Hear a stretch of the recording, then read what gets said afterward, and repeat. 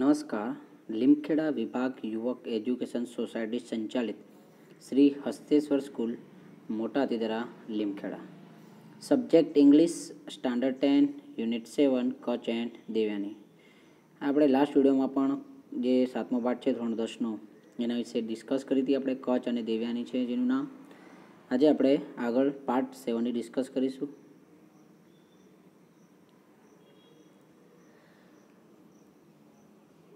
Last વિડીયોમાં આપણે કચ્છને જે અસુરોએ માર્યો હતો એના અંદર આપણે ફર્સ્ટ ટાઈમ એને કિલ કરવામાં આવ્યો, સેકન્ડ ટાઈમ પણ એને કિલ કર્યું.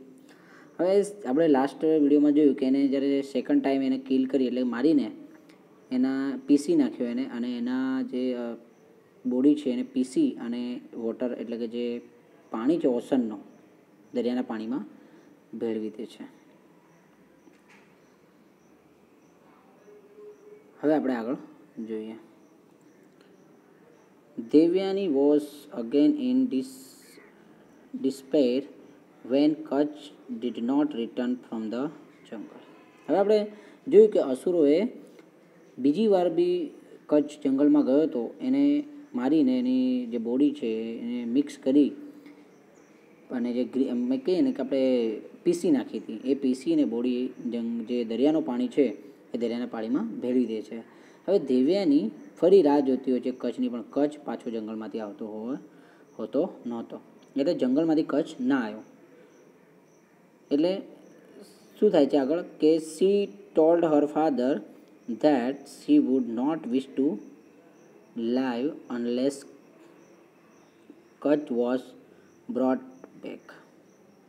હવે દેવ્યાની એના પિતાને જઈને કહે છે કે she would not wish to live unless Kach was brought back.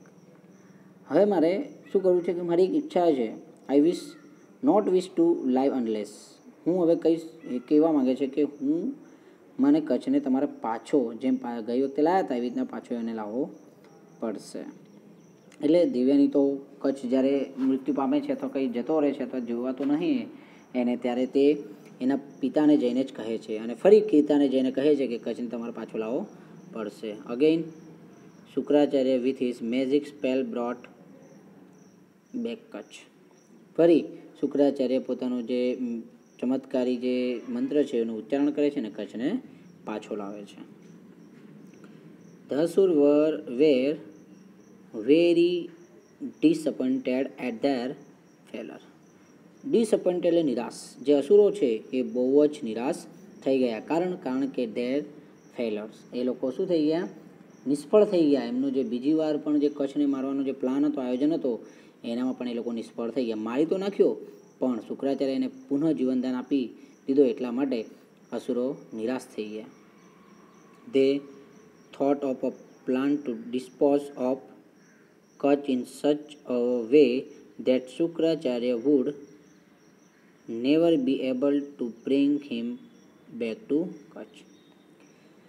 હવે શું થાય છે કે they thought, તે લોકોએ વિચાર્યું કે of a plan to dispose of Kutch in such a way that Shukracharya would never be able to bring him back to life. એ લોકોએ વિચાર્યું કે આપણે હવે કચ્છને એવી રીતના મારીશું કે શુક્રાચાર્ય ફરીથી એને જીવનદાન આપી શકશે નહીં. એટલે એ લોકોએ વિચાર્યું કે આપણે એવો પ્લાન બનાવીએ કે જેની અંદર શુક્રાચાર્ય પણ હવે કચ્છને જીવનદાન આપી શકે નહીં. Asur caught Kach the third time. Asur caught Kach the third time. ફરી અસુરોએ ત્રીજી વખત કચ્છને પકડી લીધો. They killed him and burnt his body. હવે શું કર્યું કે ત્રીજી વાર જ્યારે કચ્છને પકડ્યો ત્યારે એને શું કર્યો? મારી અને બાળી નાખ્યો. શું કર્યું? એની જે શરીર હતું, એની જે બોડી છે એને સળગાવી દીધો. They collected the ashes and mixed the ashes with the divine wine, જેને આપણે સોમરસ કહીએ, that Shukracharya drank. They collected the ashes and mixed the ashes. હવે શું કર્યું કે એની જે એસિસ છે, અસ્થિ છે, જે આપણે કહીએ કે એની જે રાખ છે, એટલે જે કચ્છને મારી નાખ્યો અને સળગાવી દીધો. હવે સળગ્યા પછી કચ્છની જે રાખ હતી એ રાખને અસુરોએ ભેગી કરી, અને ભેગી કરીને એ રાખને જે સોમરસ શુક્રાચાર્ય પીતા હતા એ સોમરસમાં ભેળવી દીધી. એટલે હવે આ વખતે અસુરોએ શું કર્યું કે કચ્છને મારીને સળગાવી દીધો, એને બાળી દીધો અને બાળીની જે રાખ હતી એ રાખને શુક્રાચાર્ય જે ડિવાઇન વાઇન જે સોમરસ પીતા હતા એ સોમરસમાં ભેળવી દીધું.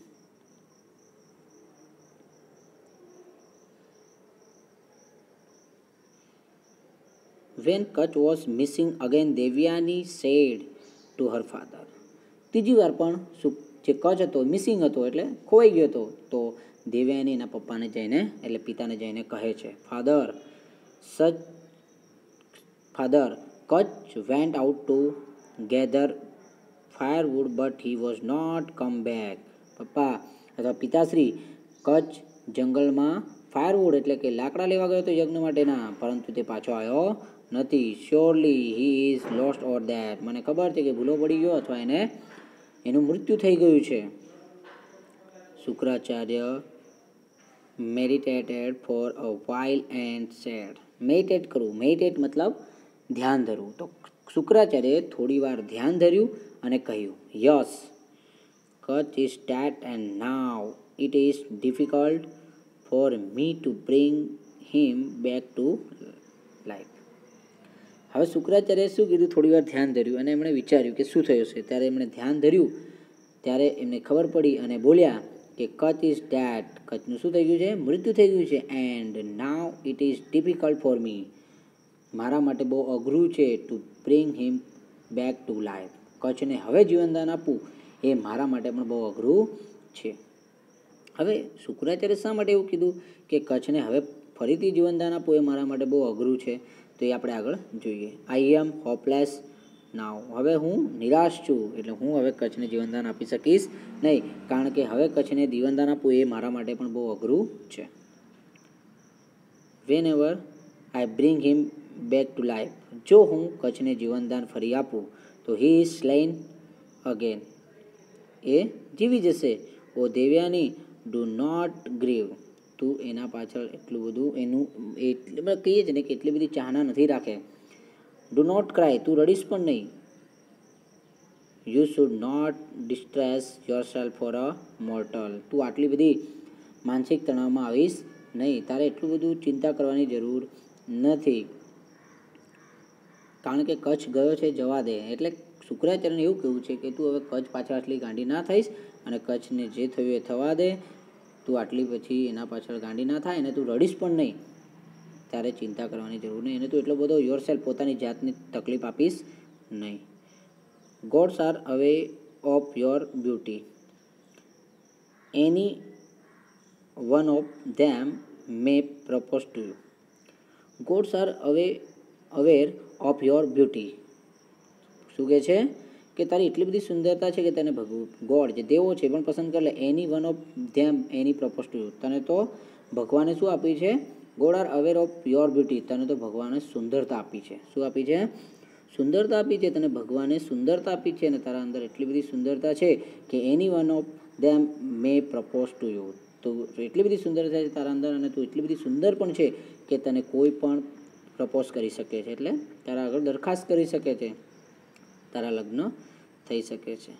But Devyani said. પરંતુ દેવ્યાનીએ કહ્યું, how can I not grieve for the death of the one whom I love.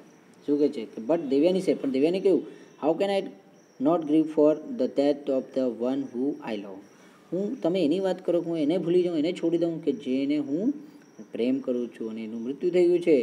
The death of one who I લવ. જે એનું મૃત્યુ થઈ ગયું છે ને એ તો હું એને પ્રેમ કરું છું, એટલે તમે એને કહો છો કે હું ભૂલી જાઉં અથવા એને છોડી દઉં. He was handsome. તે દેખાવડો હતો. He was great. તે મહાન હતો. And he was young. અને તે યુવાન પણ હતો, એટલે એના અંદર બધી ખૂબીઓ હતી અને હું એને પ્રેમ કરું છું. No God will be like him. શું કહે છે કે no God will be like him.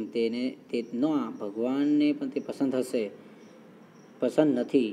I will starve myself to that and follow him. શું કહે છે કે no God will be like him. God will be like him એટલે અહીંયા શું કહે છે કે no God will be like him, ભગવાનને તે પસંદ નહોતો. I will starve myself to that and follow him, હું હવે પાછી એને લાવીશ. શું કહે છે દેવયાની કે હું એને મારી જાતે એને હું પાછું જીવનદાન આપીશ અને હું એને પાછી લાવીશ. એટલે અહીંયા જે ભગવાનની જે વાત કરી, એટલે કે જે શુક્રાચાર્ય કીધું કે તું એટલી સુંદર છે, તને એનાથી પણ સારા મળી જશે. અને દિવ્યાનીના જે શબ્દો છે એ એવું કહેવા માંગે છે કે હું એને પ્રેમ કરું છું અને હું એને ભૂલી શકતી અથવા છોડી શકતી નથી. તે સારો દેખાવડો છે, મહાન છે અને યુવાન પણ છે, એટલે હું એને છોડી શકતી નથી ને હું એને જરૂર લાવીશ. શું કહે છે કે no God will be like him, ભગવાનને તે ગમ્યું હશે, પણ I starve myself to that and follow him, અને હું જઈશ એની પાછળ પાછળ એને પાછો હું લાવીશ. તો આજે આપણે અહીંયા સુધી જોઈશું. નેક્સ્ટ વિડીયો જે બનાવીશું એનામાં આગળનો પાર્ટ જોઈશું. Thank you.